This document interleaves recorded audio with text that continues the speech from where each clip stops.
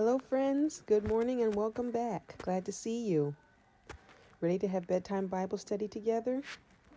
Got the app here. And remember, if you have a Bible or the Bible app, follow along. We'll be reading in the New Testament tonight. Our scripture comes from the book of Romans, chapter 13, verses 6 through 7. Remember, Romans was written by the Apostle Paul. This was a letter to his friends and fellow believers in the Church of Rome. And this is what it says. This is also why you pay taxes, for the authorities are God's servants who give their full time to governing. Give to everyone what you owe them. If you owe taxes, pay taxes. If revenue, then revenue. If respect, then respect. If honor, then honor. This verse may seem a little strange, but it's good, and it's something important we all need to think about. It kind of ties into our lesson from a couple of nights ago, remember? Where we read about how we should have no outstanding debts except for the debt of love. This is tied into it. It's reminding us here, Paul is telling us that we should pay our taxes and whatever we owe anybody because that honors God. Because now this is going to be a bit touchy, but it's the truth, and as Christians we must tell the truth in love. We may not always like who's president or in office, but we have to remember that whoever's there is there because God allowed it.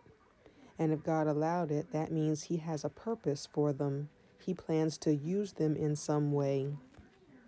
That's why it says here, for the authorities are God's servants. Whether it seems like it or not, anyone who is in authority is a servant of God. And there's a scripture in the book of 1 Timothy, I think it is, that says we must pray for those in authority. Again, it doesn't matter who it is. It doesn't matter if we like them or not. It doesn't matter if what they're doing is right or wrong. We must pray for those who are in authority. Because if what they're doing is good, we need them to continue to do good.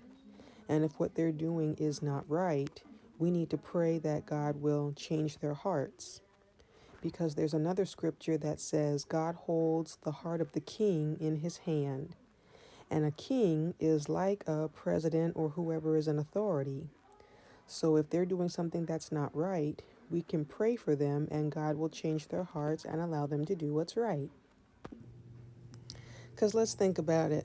Being in office isn't easy. Those guys are under a lot of pressure, so they need prayers.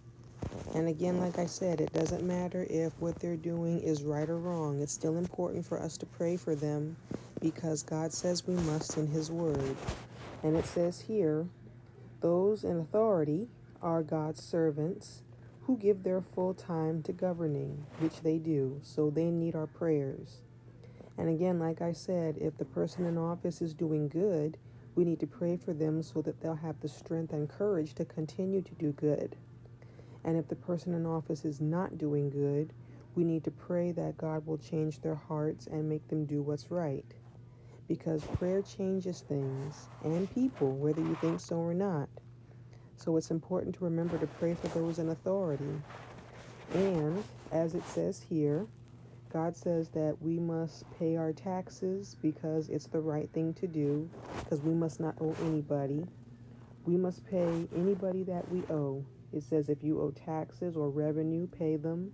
If you owe respect, pay it. If you owe honor, pay it. Because think about if it was vice versa and somebody owed you one of those things. Wouldn't you want them to pay it back to you?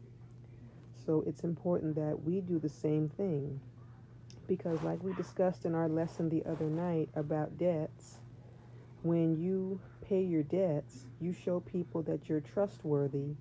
And then next time you have to come to them and ask for a favor, they'll remember that the last time they loaned you, you were trustworthy and you kept your word and paid them back. So they'll be willing to do it again. But if you don't pay them back, they won't be willing to help because they'll remember that the last time you didn't pay them back. And you don't want to give yourself a bad reputation, especially as a follower of Jesus. So that's why it's always important to pay your debts. And paying back a debt is the same as keeping a promise. Again, as we discussed in our lesson the other night, there's a scripture in the book of Proverbs that says it's better to not make a vow at all than to make a vow and not keep it. So it's important to remember that, because if you borrow money or whatever from someone and say, I'm going to pay you back, whether you think so or not, you're making them a promise. You're making them a vow. And if you don't keep it, God will hold you accountable. So that's why it's important to keep your promises, pay your debts.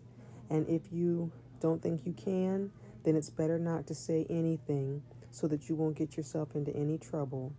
Because sometimes your mouth can get you into more trouble than anything or anybody else. So that's why it's important to watch what you say. There's a scripture that says, be quick to listen and slow to speak. And we must hold every thought captive. So always think about what you're going to say before you say it, and use your words carefully, because there's another scripture that says the power of life and death is in the tongue. That means your words are powerful. And if you're not careful, you can speak something bad upon yourself simply because you didn't say the right thing. So it's important to remember that. And we must remember that as followers of Jesus, we must always try to do the right thing and set a good example for others. And one of those things is to pay your debts, pay your taxes, pay your revenue, pay your respects, pay your honor, whatever you owe. So it's always important to remember that.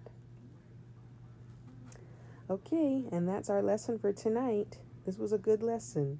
It may seem a little strange, again, like I say, but if God would allow this to be the scripture of the day, that means this is important, and this is something He wants us to hear and know, and He had a word for us. He had something He wanted to say to us, and this is what it is, so we need to pay attention. I'm so glad you could come again for Bible study. It's always good to spend time with you. It's time to part ways now, but let's remember our blessings first. And remember, say it along with me so that it can go in your spirit and give you rest, peace, sweet dreams, and a good night in Jesus. From Numbers 6:24-26, may the Lord bless us and keep us. May the Lord make His face shine upon us and be gracious unto us. May the Lord turn His face toward us and give us peace. And from 3 John verse 2, I pray that above all we will be in good health and prosper, even as our souls prosper. Take care, friends. Love you. Good night. God bless. And I'll see you next time.